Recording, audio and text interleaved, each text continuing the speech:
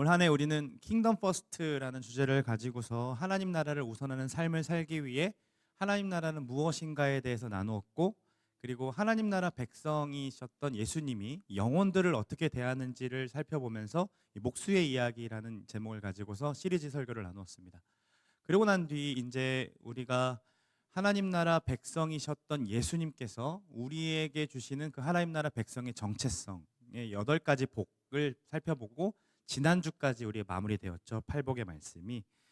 이번 주부터는요. 이제는 이제 우리의 삶의 영역에서 이제 개념도 다 알았어요. 하나님 나라가 무엇인지도 알았죠. 하나님 나라 백성의 샘플을 보았고, 또 우리 존재가 어떤 존재인지에 대한 어떤 그 정체성도 다 보았다면, 이제는 우리의 삶의 영역에서 어떻게 살아갈 것인가, 하나님 백성으로 어떻게 살 수 있는 것인가에 대한 이야기들을 한 구절 한 구절 좀 나눠보려고 합니다. 그래서 청년 예수라는 시리즈 설교의 제목으로 지었어요.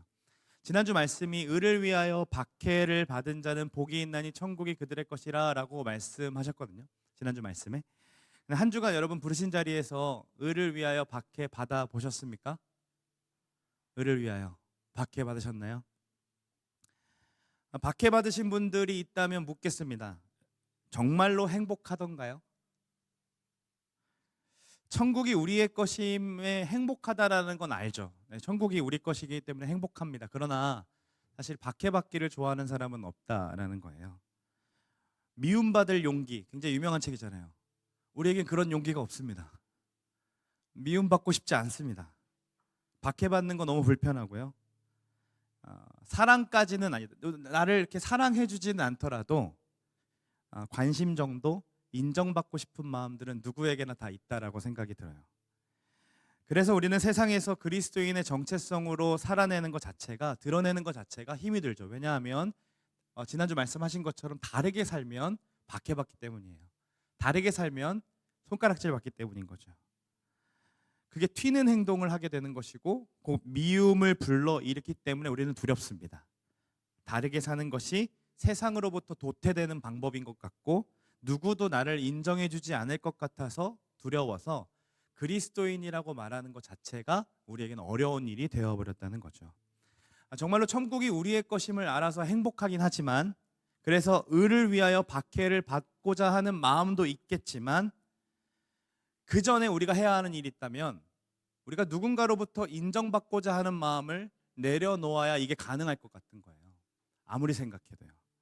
사람들이 나를 어떻게 바라볼지에 대한 이 욕구 있잖아요. 이 생각들을 좀 내려놔야 그들이 나에게 뭐라고 하든 말든 의를 위하여 박해받을 수 있는 자리까지 갈 수 있지 않을까요? 그럼 이제 궁금한 거죠. 어떻게 하면 이 인정 욕구를 좀 내려놓을 수 있을까요?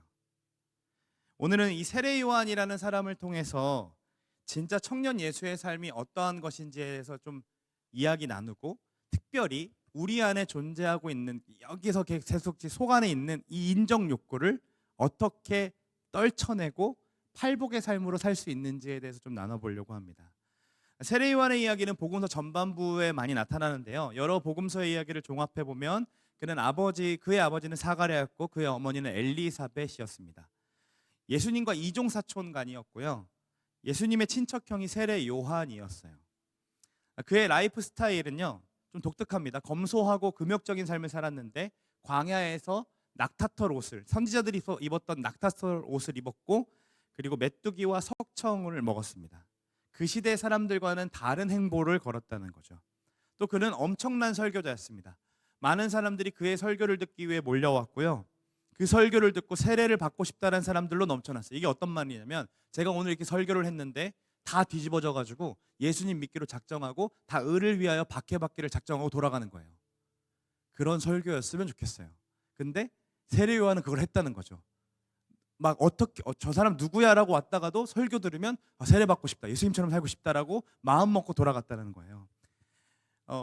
근데 또 그의 메시지가 굉장히 따뜻하거나 굉장히 행복을 주는 메시지는 아니었습니다. 막 회개해라, 독사의 자식들아, 이게 무슨 얘기입니까? 이게 성경에 쓰여니까 이렇게지, 우리말로 따지면 이 뱀새끼들아 이러는 거잖아요.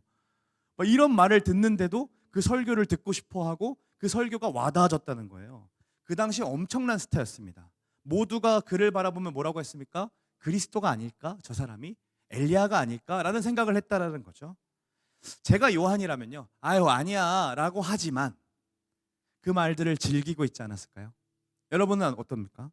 내 설교가, 내 사역이 그리스도가 오신 것 같은 어떤 그런 효과를 내는 거라면 엄청 즐거웠을 것 같아요. 진짜로요.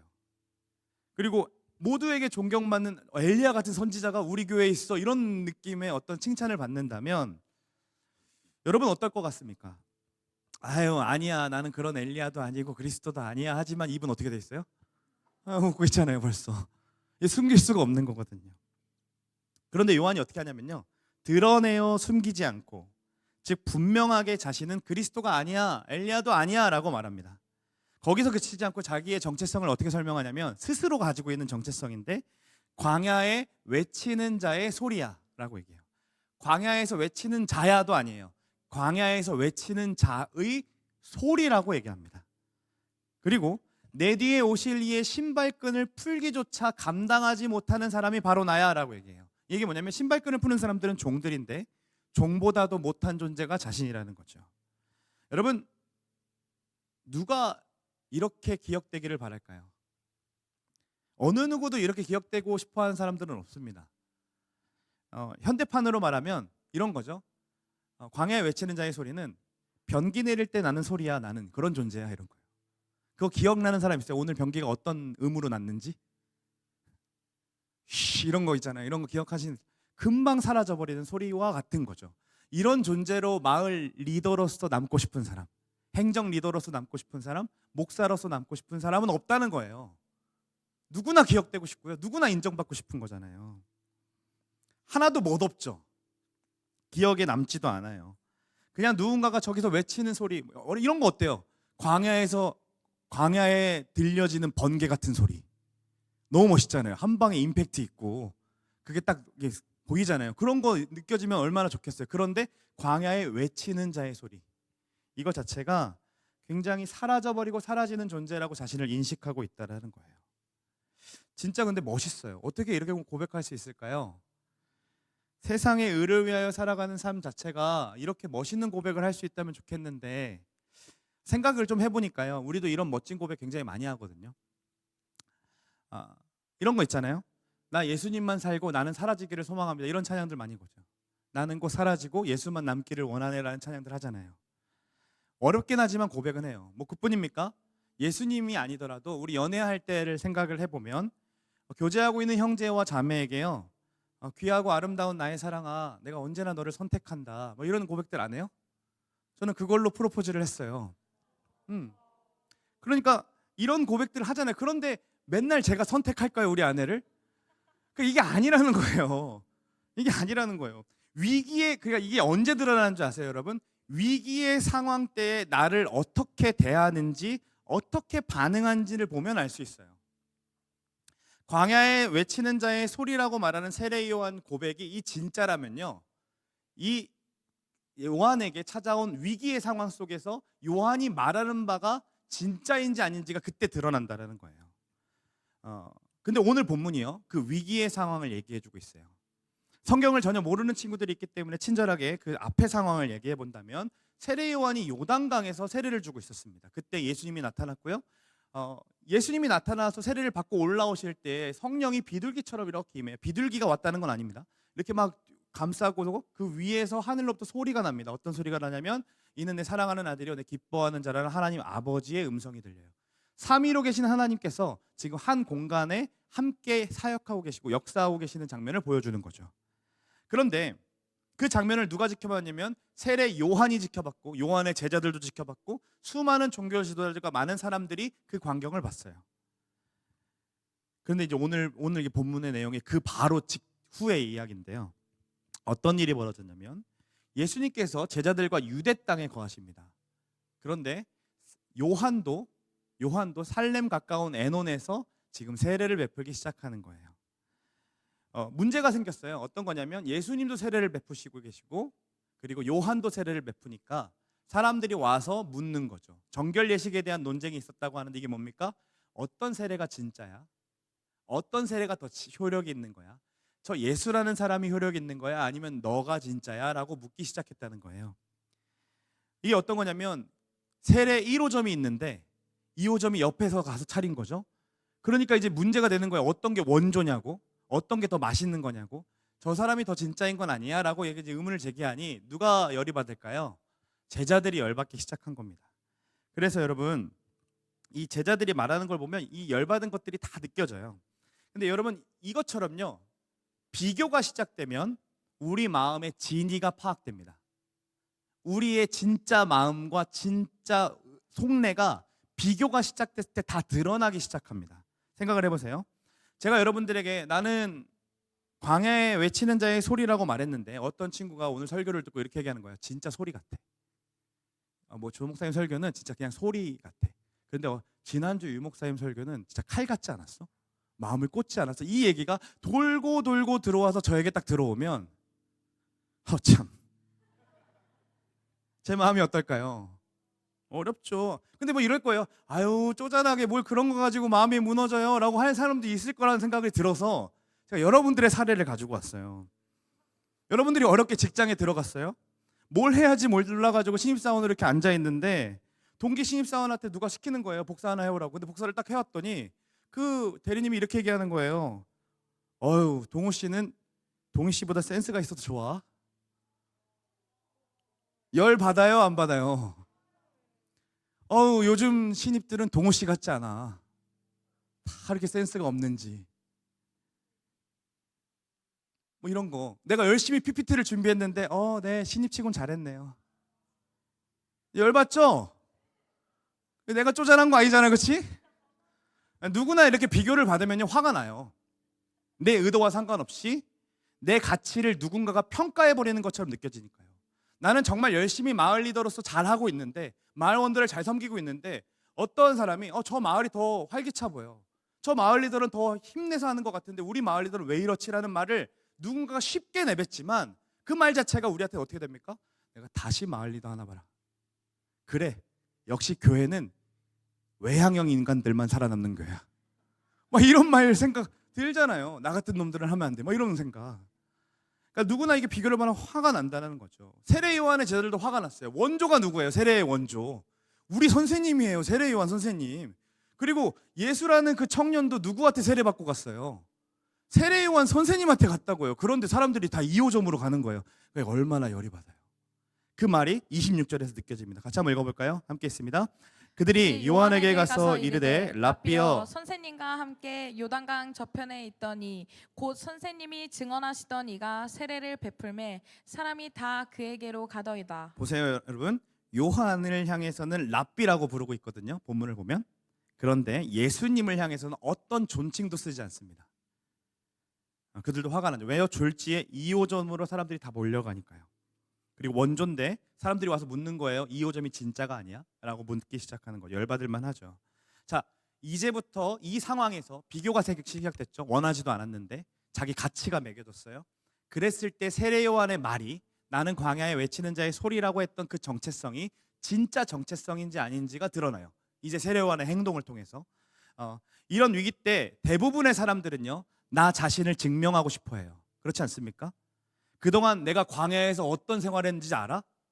예수는 목수 생활했잖아. 나는 광야에서 니네 메뚜기 석청 맛을 알아? 막 이런 고백들을 하고 싶지 않겠어요? 내가 그동안 얼마나 헌신해 왔는지, 내가 세례를 매일 아침부터 저녁까지 세례를 주면서 내 발이 얼마나 부르텄는지, 뭐 이런 거 설명하고 싶지 않겠어요? 그런데 세례요한이 뭐라고 하는지 한번 보십시오. 28절과 30절인데요. 내가 말한 바는 내가 말했지 않았니? 나는 그리스도가 아니라고 이렇게 얘기합니다. 나는 그 앞에 보내심을 받은 자라고 너희가 증명해 줘야 돼 라고 얘기하는 거죠. 그러면서 신부를 취하는 자는 신랑이야. 누굽니까? 사람들을 취하는 자는 예수님이야. 나는 신랑의 친구로서 그가 기뻐하는 것을 보면서 나는 그 기쁨으로 충만해 라고 얘기하는 겁니다. 그러면서 마지막에 진짜 멋있는 말 하죠. 그는 흥하여야겠고 나는 쇠하여야 돼. 나는 망해져야 돼 라고 얘기합니다. 여러분, 이런 고백을 누가 할 수 있을까요? 사실 진심으로 좀 생각을 해보면 망하고 싶은 사람 여기 있습니까? 예수님 믿어서 망하고 싶은 사람 손 좀 들어보세요. 근데 성경대로 살고 싶다는 고백은 있잖아요, 여러분. 세례요한이 이렇게 고백했어요. 예수님은 흥해지고 나는 망할 겁니다. 자, 이 고백대로 살고 싶은 사람이 누가 있냐는 거죠. 우리는 어떤 고백이 있습니까? 예수님 흥하는 거 오케이. 나도 흥하는 거. 나도 조금은 잘 되는 거. 이거 원하는 게 우리잖아요. 근데요, 아예 그냥 광야에 있었다면 이런 말 할 수 있을 것 같아요. 아예 한 번도 인기를 맛보지 않고 성공을 맛보지 않았다면 광야에서 이런 삶을 살려면 그래요. 저 이렇게 살다가 죽어도 괜찮아요. 예수님만 흥하시면 되죠라는 말은 멋있게 내뱉을 수 있을 것 같아요. 그런데 지금 어떤 상태였어요? 최고 인기를 맛봤다니까요. 다시 광야로 돌아가고 싶을까요? 안 돌아가고 싶어요. 누가 따신 밥 먹다가 다시 또 메뚜기 석청 누가 먹고 싶겠어요? 어느 누가요? 나를 알아주는 사람, 나를 좋아해주는 사람 앞에서 설교하고 싶지, 나를 무시하고 나를 안아주지도 않는 사람 앞에서 누가 설교하고 싶겠어요? 외롭게 쓸쓸히 광야 생활로 돌아가서 아무도 알아주는 사람 없는데 거기서 외치는 자의 소리로 누가 있고 싶겠냐는 거예요. 그럼 이런 마음 들잖아요. 이렇게 하실 거면 그냥 광야에 그냥 두시지. 아니 왜 인기 있게 이렇게 놔뒀다가 또 갑자기 광야로 이렇게 나를 처박으실까? 나를 왜 이렇게까지 또 다운시킬까? 떨어뜨리실까? 하면서 처량하게 만드시는 자신의 삶을 보면서 하나님이 원망스러워질 때도 있다라는 거죠. 그런데 곰곰이 생각해 보면요, 왜 이런 마음이 들까? 왜 이런 마음이 자꾸 들까라고, 왜 이런 원망과 볼멘 소리들이 나올까라고 생각을 해보니까요, 이거는요 예수님이 나를 인정해 주지가 않아서가 아니라요, 예수님처럼 살려고 애를 썼는데 사람들이 나를 인정해 주지 않아서 화가 나는 거예요. 다시 얘기해요. 우리가 화가 나는 이유, 우리가 누군가가 인정해 주지 않아서 화가 나는 이유는 예수님이 인정해 주지가 않아서가 아니라요, 사람들이 나를 못 알아주니까 화가 난다는 거죠. 이 지긋지긋한 인정 욕구, 우리 안에 없는 척하면서도 그래도 요 말을 하면서도 인정받고 싶은 이 인정 욕구들, 그래서 예수님을 막 이용해서라도 그분 높이니까 나도 좀 높아지고 싶은 이 마음들, 어떻게 이거를 좀 내려놓고 세례요한처럼 진실되게 고백할 수 있을까요? 27절 말씀에 좀 주목해 볼 필요가 있는데요. 27절 말씀 한번 같이 읽어볼까요? 함께 했습니다. 요한이 대답하여 이르되 만일 하늘에서 주신 바 아니면 사람이 아무것도 받을 수 없느니라. 여러분 이게 무슨 말이에요? 하나님이 하시지 않으면 사람은 아무것도 할 수 없어 라고 얘기하는 거죠. 그러니까 세례요한의 상황과 맞물려서 이해해보자면 이 말은 곧 내가 망해져 가는 거, 내가 지금 사람들이 나를부터 떠나져 가는 이 상황들은 다 누가 하시는 거다? 하나님이 하시는 거야 라고 인정하는 거예요. 다 하나님의 뜻이고 하나님께서 하시는 일이라는 거죠. 우리는 너무 쉽게 인간에게서 그 답을 찾고 싶어 해요. 사람이 떠나가는 이유가 뭐야? 저 사역자 때문이야. 저 사역자의 설교 때문이야. 저 사람이 그렇게 했기 때문이야 라고 인간에게서 답을 찾고자 한다고요. 그러나 오늘 세례요한을 통해서 알 수 있는 건 뭐냐면 인간이 아니라 하나님의 뜻이었다라는 거예요. 물론 사역자 때문일 수도 있고요, 상황과 환경 때문일 수 있고요, 청년 공동체의 문제일 수도 있어요. 그런 것이 요인이 되긴 하지만 피치 못할 변수가 있는데요, 무조건 찾아오는 변수, 그게 뭐냐면 우리의 인생 속에 하나님이 하고 계신다는 거예요. 그 상황과 환경 속에서도 하나님이 일하고 계신다는 거죠. 하나님의 당신의 뜻대로요. 세례요한이 성실하게 일을 했는데, 성실하게 그 앞에서 살아갔는데도 불구하고 그의 세력이 망해가고 있는 것처럼, 사람이 떠나려가는 것처럼 보인다면 이것은 분명한 하나님의 뜻대로 이루어 가시는 것이고 곧 예수님이 그리스도 메시아였기 때문에 당연한 일이라고 지금 얘기하고 있는 겁니다. 요한이 이 말은요 책임 회피성이 아니었어요. 내 책임은 아니야, 그냥 하나님이 하신 거야 라고 하는 게 아니에요. 왜냐하면 그의 인생은 정말로 하나님 앞에서 거룩하고 구별되게 살았기 때문에, 그것을 정확하게 성실하게 하고 있었기 때문에 그것이 책임 회피성 발언은 아니었습니다. 그러나 분명하게 그가 알고 있는 건 자신의 모든 일들이 다 하나님의 뜻대로 이루어져 가고 있다는 것을 선포하죠. 그리고 요한이요 하나님이 하셨다라고 말하면서 인정할 수밖에 없었던 것은요, 그리고 예수님은 흥해야 되고 나는 망해져야만 돼 라고 말하면서도 기뻐할 수 있었던 것은요, 우리가 생각하는 성공과 요한이 생각하는 성공이 달랐기 때문이에요. 성공의 기준과 가치관이 달랐기 때문이라는 거예요. 우리는 예수님의 이름이 높아지면 우리도 높아질 것을 생각해요. 그것이 성공이기 때문인 거죠. 그래서 예수님을 믿으니까 예수님 때문에 참고 예수님 때문에 성실하게 살면 예수님 덕으로 나도 무언가 얻을 수 있지 않을까? 나도 조금은 잘 되지 않을까라는 생각으로 이 자리에 앉아 있는 친구들도 있을 줄 알아요. 저도 마찬가지예요. 예수님 때문에 성남제일교회 왔고요. 예수님 때문에 여러 조건을 따지지 않고 다른 곳으로 가니까 예수님이 나를 어떻게든 책임지시진 않을까라는 막연한 기대가 있어요. 근데 아니면 어떡해요? 제 안에 성공의 기준이, 막연한 책임 속에 있는 성공의 기준이 남들과 동일한 성공의 기준이었던 거예요. 근데 요한은 달랐습니다. 망하도록 내버려두지 않을 거야가 그의 성공의 기준이 아니었다라는 거죠. 그런 생각조차가 없었어요. 망해도 괜찮아, 그것이 내 성공이야 라고 얘기하는 거예요. 왜요? 그의 성공은요, 남들이 알아주거나 남들에게 인정받는 것, 누군가가 범접하지 못할 만큼 명예와 권력을 누리는 것이 아니라 그의 성공은 예수님의 길을 준비하는 사람이 되는 거였어요. 예수님의 말씀, 예수님의 길을 준비하면서 말씀 한 구절이 내 삶 가운데 이루어지기를 바라는 것이 그 인생의 성공이었다는 거예요. 다시 얘기합니다. 요한은요, 이 말씀에 꽂혔어요. 이사야서 40장 말씀인데요. 같이 한번 읽어볼까요? 함께 있습니다. 외치는 자의 소리여 이르되 너희는 광야에서 여호와의 길을 예비하라. 사막에서 우리 하나님의 대로를 평탄하게 하라. 여러분, 이 말씀 한 구절에 꽂혔어요. 나 이렇게 살고 싶다.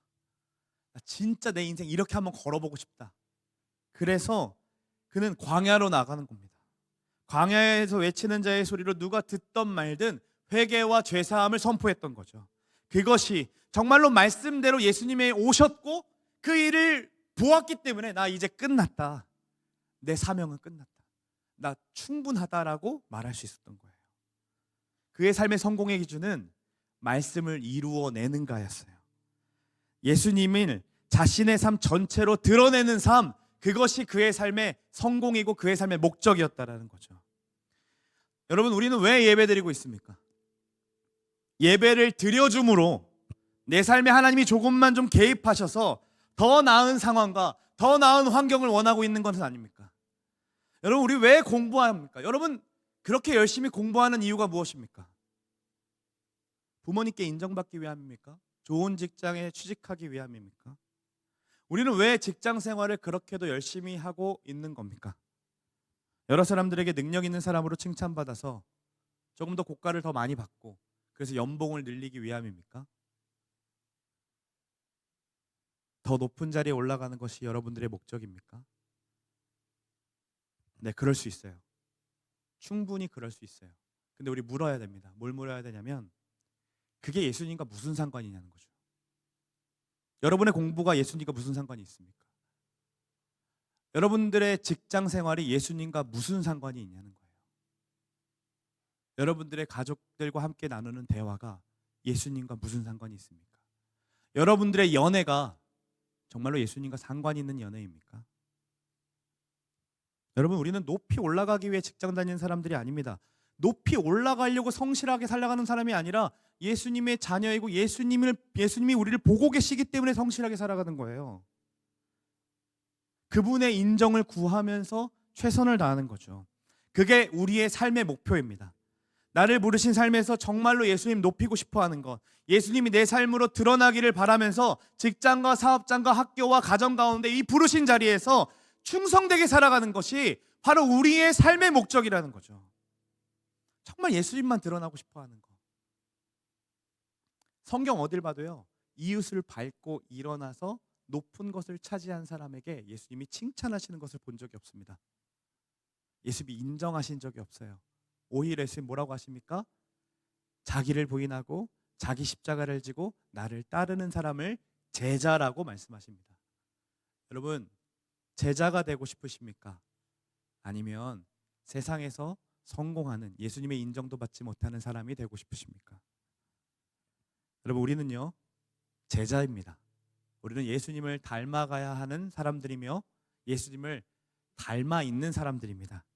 그 사람들이 바로 하나님 나라의 백성들입니다. 여러분, 하나님 나라가 무엇입니까? 하나님이 통치하시는 나라입니다. 그러기에 우리의 모든 삶에 하나님은 통치하고 계시거든요.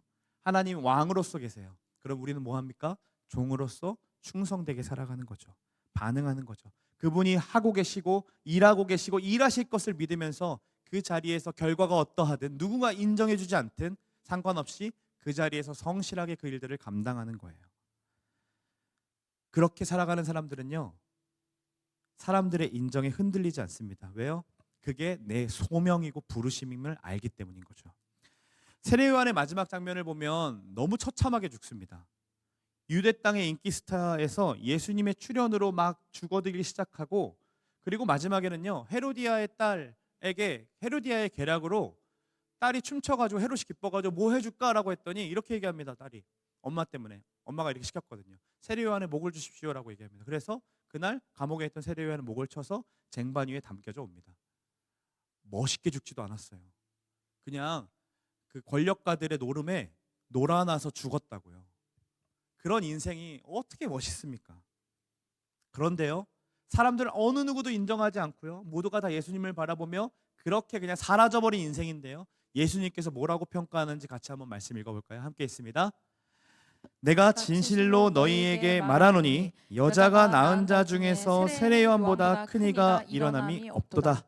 그러나 천국에서는 극히 작은 자라도 그보다 크니라. 여러분, 비참한 삶을 살았던 삶이라도요, 누가 기억하신다고요? 예수님이 인정해주고 계세요. 이 세상 어떤 사람도 예수님, 이 세례 요한보다 큰 자가 없다라고 얘기하는, 위대한 사람이 없다라고 인정해 주시는 거죠. 여러분, 하나님 보시기에 합당한 삶, 하나님이 인정해 주시는 삶, 그것이 그리스도인들의 성공입니다. 청년 예수들이 인정 욕구를 내려놓을 수 있는 방법은 하나님의 인정을 구하며 하나님께서 바라시는 모습대로 살아가기 때문입니다. 여러분, 우리는 어떤 성공을 향해 달려가고 있는지 이제 점검해 볼 필요가 있어요. 이 청년의 때에 정말로 하나님 나라의 백성으로서의 인정을 원하는 건지, 아니면 이 땅의 백성으로서의 성공을 원하는 건지, 여러분 올 한 해 여러분들의 삶을 한번 돌아보십시오. 여러분들이 지나간 자리에 여러분이 만난 사람들에게 예수님이 남았습니까? 아니면 내가 남았습니까? 예수님의 말씀이 이루어지는 게 남았습니까? 아니면 내 업적, 내가 어떻게 해줬고 내가 이렇게 일했고 이러한 것들이 남았습니까? 사랑하는 여러분, 하나님이 인정하시면 그걸로 충분합니다. 이 고백은요, 이 고백으로 정말로 우리가 충분해질 수만 있다면요, 누군가의 비교에도 흔들리지 않을 수 있는 강인함을 얻게 됩니다. 그러고 싶지 않습니까? 직장 상사가 나를 아무리 비교해도 흔들리지 않고, 누가 누구 마을과 비교해도 주대이씨 그 일을 계속해서 마음의 그 요동함 없이 계속해서 그 일을 꿋꿋하게 섬기는 그 마음 상태를 얻고 싶지 않습니까? 네, 여기 있어요. 하나님께 인정받으시면 됩니다. 그게 우리의 목적이면 됩니다. 이 설교의 핵심 메시지는 요한처럼 살자가 아니에요. 왜냐하면 요한도 흔들린 적이 있었기 때문입니다. 그 옥에 갇혔을 때요, 예수님께 제자들을 보내요. 그러고서 이렇게 물어요. 이게 너무 좀 안타깝지만 이 마음이 느껴지는 게 뭐냐면요, 이렇게 묻습니다. 오실 그 이가 당신입니까? 우리가 다른 이들을 기다려야 합니까? 이렇게 얘기합니다. 이게 무슨 말입니까? 예수님이 사역하시는 모든 행보가 자신의 기대와는 조금 달랐다라는 거예요. 그러니까 의심하기 시작했고요. 예수님, 정말 당신이 메시아 맞는 겁니까? 우리가 다른 사람을 구해야 됩니까? 라고 묻고 있는 거죠. 예수님이 흥하셔야 되고 나는 망해야 점을 알겠지만, 예수님이 하시는 일들이 내가 기대와는 전혀 다른 것처럼 느껴질 때 이렇게 의심하는 일들이 우리 안에도 벌어진다는 거예요. 그런데 예수님 뭐라고 말씀하세요? 자신의 메시아 사역은 이스라엘을 로마에서 구원하는 군사적 사역이 아니라 이 말씀을 이야기하세요. 맹인이 보고 못 걷는 사람이 걸으며 나병 환자가 깨끗함을 받고 귀 먹은 사람들이 들으며 죽은 자가 살아나며 가난한 자에게 복음이 전파된다라는 누가복음 7장 22절의 말씀이 나타납니다. 그러니까 이사야가 예언했던 말씀이 이루어진 거. 예수님의 삶의 목적, 하나님 나라의 목적은 무엇이었습니까? 예수님도 말씀이 자신의 삶에서 이루어지는 삶을 사셨다는 거예요. 그 말씀대로 이루어지기를 바라셨다는 거죠. 그러면서 덧붙이세요. 23절에 누구든지 나로 말미암아 실족하지 않은 자는 복이 있다라고 말씀하십니다. 누구든지 예수님으로 말미암아 실망하지 않는 사람은 행복한 사람이라고 예수님이 직접 말씀하셨습니다. 세례 요한에게 용기를 주신 거예요. 흔들리지 마. 너의 기대를 좀 내려놓고 나를 좀 바라보라는 거죠. 그리고 끝까지 그 믿음을 잘 짓고 서 있으라고. 나로 인해 실족하지 않은 삶은 행복한 사람이다라고 말씀하십니다. 저는 이 말씀을 한 주간 묵상하는데 얼마나 위로가 되었는지 몰라요. 너무 행복했어요. 모르는 분들이 있을 것 같아서 제 얘기를 잠깐 하자면 저의 성남제일교회 사역은 다음 주까지입니다. 네. 7년간의 이제 시간들을 정리하다 보니까요. 여러분들에게 참으로 미안한 것도 많았고 나는 좋은 사역자인가? 그동안의 사역은 정말로 좋은 결과를 냈는가? 이런 고민들을 좀 하게 되는 거예요. 사실 성공의 기준, 사역의 성공의 기준을 보면 사람들이 많이 늘어나야 되는데 제가 7년 전에 왔을 때 우리 청년들 190명이었는데 지금 130명이에요. 매년 줄고 있어요. 뭐 핑계거리가 없어요. 여러분 저출산 뭐 고마워요. 물론 이제 결혼을 빨리빨리 하고서 많이 한 것도 있지만 이런 것들이 다 책임으로 돌아오는 거예요. 책임으로. 그래서 좋은 결과를 만들었다, 좋은 사역이었다라고 말할 수가 없는 거죠. 나름 열심히 최선을 다해서 해봤는데 모두가 만족할 만한 사역자는 저는 될 수 없다고 생각해요. 그리고 그런 와중에도 또 만족할 만한 사역을 했는가라고 했을 때에도 그것도 아니었다라고 생각이 들어요. 그 안에 막 잠기고 있는데 하나님께서 세례 요한의 이야기를 보여주시는 거예요. 무엇을 위해서 사역했는지, 무엇을 남기고 싶었는지를 되짚어 주셨어요. 그리고 돌아보니까요, 하나님이 하셨다라는 말을 할 수밖에 없는 거죠. 7년간 저는요, 여러분들을 바라보면서 하나님의 일하심을 분명하게 보았습니다. 아까 하나님 나라가 어떻게 이루어진다 그랬죠? 못 보던 이가 보고. 말씀 한 번 더 띄워주실래요? 이런 일들이 벌어져야 되는 건데 이런 일들이 우리 안에서 벌어지고 있더라고요. 아니, 벌어진 사람들도 있고요. 땅의 것만 보고 살아가던 사람들이요, 하나님 나라의 가치를 바라보면서 행복해하는 것을 봤습니다. 스스로 한 발짝도 믿음의 걸음을 걸을 수 없던 사람들이 누군가의 부추김과 사랑으로 한 발짝씩 함께 걷는 우리 청년들을 보았고요. 스스로 자신을 더럽고 못났다라고 생각하던 사람들이 나는 하나님의 자녀라는 사실에 행복해하는 것을 봤어요. 또 설교가 안 들린다고 하면서 저 2층에 앉아가지고 게임하고 있고 뒤늦게 들어오고 하는 그런 친구들이 말씀 앞에서 은혜를 나누는 일들을 보았고요. 진짜 죽은 영혼들이 살아나며 갈급한 영혼들에게 복음이 들려지는 것을 저는 7년의 시간 동안 여러분들을 통해서 보게 되었어요. 진짜 하나님 나라가 여러분 가운데 이루어지고 있었다고요. 그런데 무엇보다 결과가 어떠하든요, 하나님이 하셨다라고 자신 있게 말할 수 있는 이유는, 그리고 여러분과 함께 신앙생활했던 7년이 저에게 행복했던 시간이라고 말할 수 있는 이유는요, 우리 청년부가 다른 청년들보다 더 커졌기 때문도 아니고요, 이 성남 지역의 사람들이 성남제일교회 청년부가 진짜 잘한다더라 해서 인정받았기 때문도 아니고요, 뭐 그런 일은 둘 다 벌어지지 않았잖아요. 오히려 제가 행복하다라고 말할 수 있는 이유는 7년 동안 예수님 때문에 실족해 본 적이 없기 때문이에요. 예수님이 저를 실망시키신 적이 없어요. 우리 예수님 그런 분이세요. 누군가에게 비교 대상이 되며 자괴감이 빠질 때에도요, 예수님은 저에게 변치 않는 신뢰를 보내주셨고요. 내가 잘하고 있는 게 맞을까? 내가 이제 이쯤은 그만둬야 되지 않을까라고 생각했을 때에도 예수님은 여러 사람들을 보내주셔가지고 잘하고 있다라는 칭찬을 듣게 하셨어요. 선의를 베풀었지만 호구가 되었던 적이 굉장히 많거든요. 근데 예수님이 잘했다, 요 한마디면 해결받는 일들도 경험하게 하시면서 넘어지면 일으켜주시고 세워주시고 여기까지 허영부영 오게 하셨어요.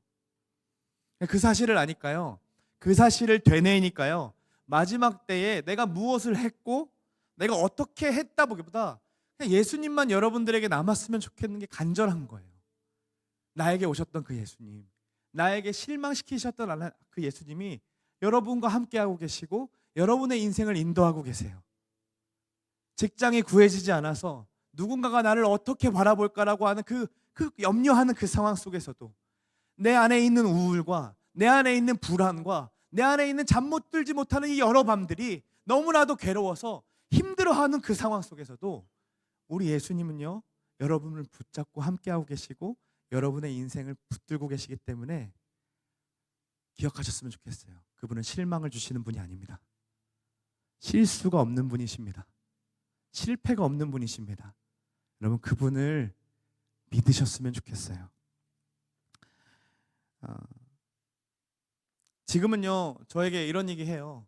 아쉽다 라는 얘기들 많이 해줘요. 그러나 곧 잘 갔다, 아유 잘 갔다, 가니까 된다, 뭐 이런 얘기 들릴 거예요. 왜요? 지금껏 하나님이 하셨듯이 앞으로도 하나님이 하실 거기 때문이에요. 비록 우리의 기대와 다른 상황이 벌어질 따라도 변함없으신 주님은 여전히 우리와 함께 하실 것이고 여전히 우리에게 말씀하실 것이며 여전히 여러분들의 인생을 인도하실 거예요. 그러기에 우리는 부르신 자리에서 뭐 하면 돼요? 하나님이 하셨음을 믿으며 충실하게 하루하루를 살아내시면 돼요. 충실하게 살아낼 힘이 없더라도 그저 그 자리를 머물고 기다리면서 하나님께 감사하면 돼요. 여러분, 예수님 말씀, 이 말씀을 한번 기억해 볼까요? 누가복음 7장 28절 말씀인데요. 우리가 아까 주목하지 않았던 말씀인데요. 세례요한을 향해서 예수님께서 말씀하시는데 그 다음 거요. 뭐라고 말씀하시냐면 하나님 나라에서는 극히 작은 자라도 그보다 크다라고 얘기해요. 세례요한보다 크대요. 무슨 얘기냐면 여러분들을 세례요한보다 큰 자라고 인정해 주신다는 거예요. 왜냐하면 우리는요, 세례요한이 보지 못했던 십자가가 무엇인 줄 압니다.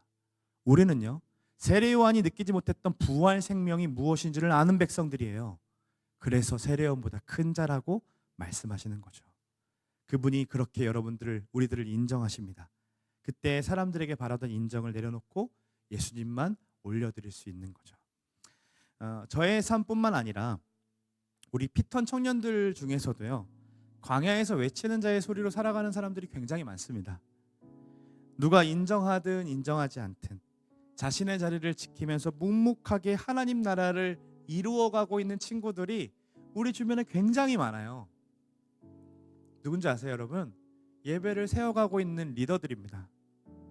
우리 마을 리더들 중에서 여러분 어디서도 외면받는 거 싫죠? 누구한테 문자 보냈는데 일십하는 거 싫죠? 근데 왜 리더들 문자에는 그렇게들 일십하는 거예요? 왜 반응해주지 않냐고요? 근데 반응하든 않든 우리 뭐합니까? 어떻게든 마을 애들 세워보려고, 마을 애들에게 말씀 전해보려고 애쓰며 문자해요. 애쓰며 전화한다고요.